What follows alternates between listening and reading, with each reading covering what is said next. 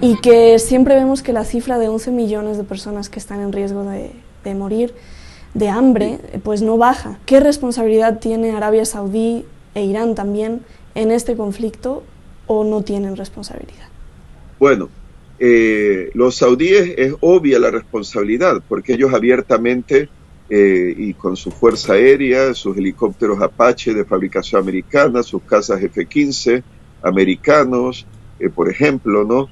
Pues están bombardeando, han atacado mercados de civiles, creo que hasta bodas también, que en donde se celebraban bodas, escuelas de niños, o sea, bombarderos de terror para ver si doblegaban la moral de los yemeníes chiitas que resistían a las fuerzas invasoras saudíes, que claro, estaban apoyando otro bando de la guerra civil yemení.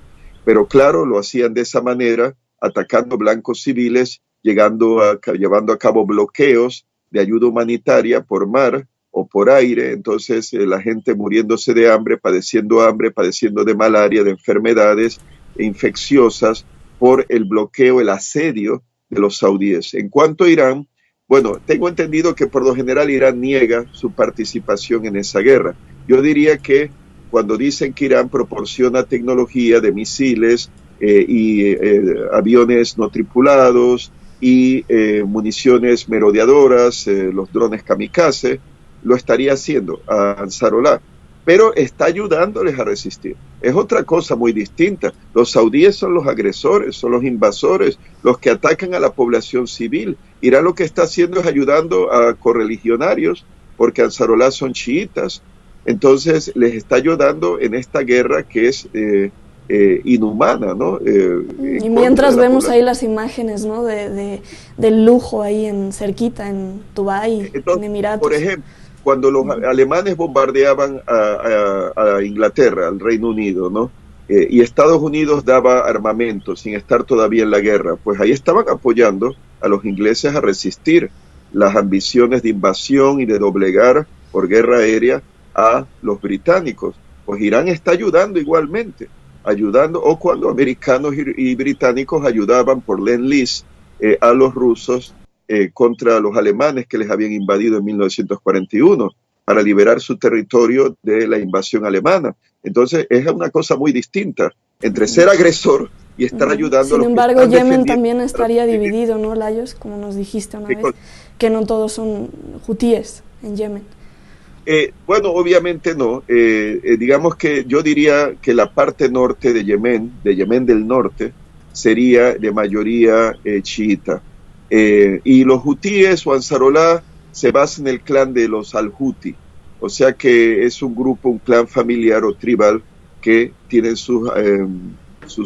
los seguidores que les apoyan, y es, digamos, que la principal fuerza de resistencia.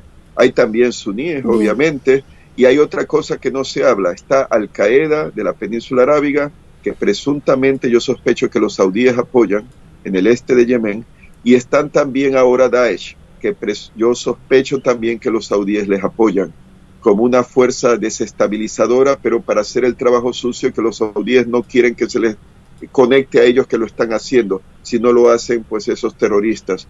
Así que para Irán no es solamente una cuestión de ayudar al pueblo yemení que resiste esa guerra genocida, ¿no? Vamos a decirlo, probablemente no sería la intención, pero genocida, uno diría, quizás es una palabra muy fuerte. El problema es que para miembros de la familia real saudí, los que son de religión chiita son apóstatas. Es como las guerras de religión, digo yo, entre católicos y protestantes en el siglo XVI y la primera mitad del siglo XVII en Europa, que era una guerra a muerte, a pesar que ambos eran cristianos. Y asimismo los saudíes ven, suníes, a los chiitas como unos enemigos que realmente da la impresión hay que liquidar o destruir, ¿no? Entonces veo en ese sentido, por un lado, quizá este es un motivo importante por el cual los saudíes decidieron intervenir para evitar que Ansarollah tuviera control de la parte oeste del país, incluyendo Adén en el sur. Ahora controlan Sana, la capital, ¿no?, de Yemen. Hay otra cosa antes de irme que quería añadir que es importante. Los saudíes y los emiratíes quizá también hayan considerado que podría haber un realineamiento geopolítico muy importante, no solo en el cercano oriente, de haber una guerra entre Tel Aviv e Irán, pero también en Europa si Putin ataca a Ucrania y hay una guerra entre la OTAN y Rusia, iniciándose, no una guerra directa, pero apoyando a las fuerzas ucranianas contra una invasión rusa y que de allí se desencadene y se desate en una guerra entre la OTAN. O sea que están viendo a futuro las inteligencias. Sí. ¿Qué puede ocurrir si hay una guerra entre Tel Aviv e Irán? Bueno, Irán respondería a la agresión y tiene la capacidad para destruir las principales bases militares americanas en Siria, en Mesopotamia, o sea, Irak, y en Bahrein, sin duda. Tendría potencialmente la capacidad de bombardear la base de Diego García en el Índico, en el archipiélago de Chagos, donde hay pistas de aterrizaje para bombarderos estratégicos americanos B-52 y B-2, que presuntamente se usarían para bombardear Irán en caso de una guerra. Pueden bombardear, tienen la precisión para bombardear navíos de guerra americanos en el Índico, o sea, vamos a decir Golfo de Omán, Mar Arábigo y Golfo Pérsico, quién sabe si hasta en el Mar Rojo, utilizando sistemas de observación por satélite rusos o chinos, o espías, sistemas de reconocimiento como drones, aviones de reconocimiento, inteligencia desde Yemen, operando en pues la parte sur del Mar Rojo. Pueden bombardear así portaaviones y podrían bombardear también portahelicópteros de desembarco anfibio americanos, destructores, cruceros potencialmente. O sea que una guerra entre Tel Aviv e Irán podría ser desastrosa, no solamente para los judíos de Israel, pero para la presencia americana en el cercano oriente y podría implicar eventualmente sus salidas, obviamente si son derrotados y destruidos. ¿Qué pasaría con lo de Europa? Bueno, Putin llegó a advertir en 2014, llegó a advertir a Poroshenko, el presidente ucraniano de aquel entonces, que si había una guerra en Ucrania y Rusia, entre Ucrania y Rusia, Putin sería capaz en 2 días, dijo, ocupar las capitales de Lituania, Letonia, Estonia, Varsovia de Polonia, Kiev, obviamente, de Ucrania y Bucarest de Rumanía. Quizá eso parecería un poco exagerado, pero hay que tomar en cuenta algo. La OTAN se fue desarmando desde la caída de la Unión Soviética, es mi hermano, perdón. Se fue desarmando desde la caída de la Unión Soviética. A ver, ¿me escuchas, no? Sí. Sí, y perdone la interrupción, era una llamada de mi hermano desde España, no pero bueno. Para terminar esta línea de pensamiento, me pregunto si los emiratíes y saudíes están también mirando, tienen que mirar lo que está ocurriendo en la frontera entre Ucrania y Rusia, despliegue de tropas rusas.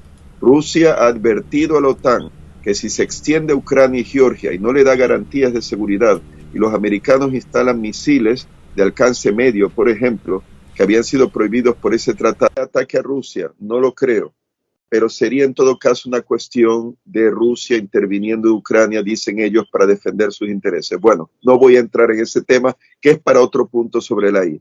Pero si Rusia derrota a la OTAN, vamos a decir que podrían llegar a Kiev, como amenazan.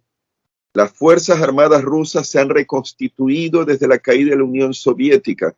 Están, digamos que a un nivel que incluso la guerra de Siria les ha ayudado para foguearse, para entrenarse, para probar en combate, en acción militar sus tecnologías, desde guerra electrónica, misiles antiaéreos, contra drones kamikaze, por ejemplo, que los terroristas les lanzan con el apoyo, al parecer, de Estados Unidos y de los turcos, etcétera, el uso pues de tanques modernos como el T-14 Armata, aviones invisibles al radar como el Su-57. Bueno, han estado probando una serie de nuevas tecnologías que las podrían llegar a utilizar en un conflicto en Europa.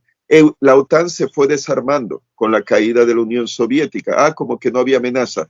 Ahora no recuerdo, pero Alemania, que llegó a tener como 1.200 de tanques en 1991 de Panzer, ahora tienen creo que unos 200, no van más de 300. 300 creo que van a tener supuestamente en 2025, pero tienen menos de 200.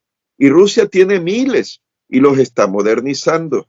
Entonces los números cuentan, y sí que cuentan, y si los usan de manera operativa muy eficaz. No olviden que cuando los alemanes invaden a Francia en 1940, sus tanques como el Panzer I y el Panzer II eran inferiores a los tanques de los franceses y de los británicos, pero los operaron concentrados y pues en una estrategia que cogió por sorpresa a los franceses e ingleses, y así se impusieron.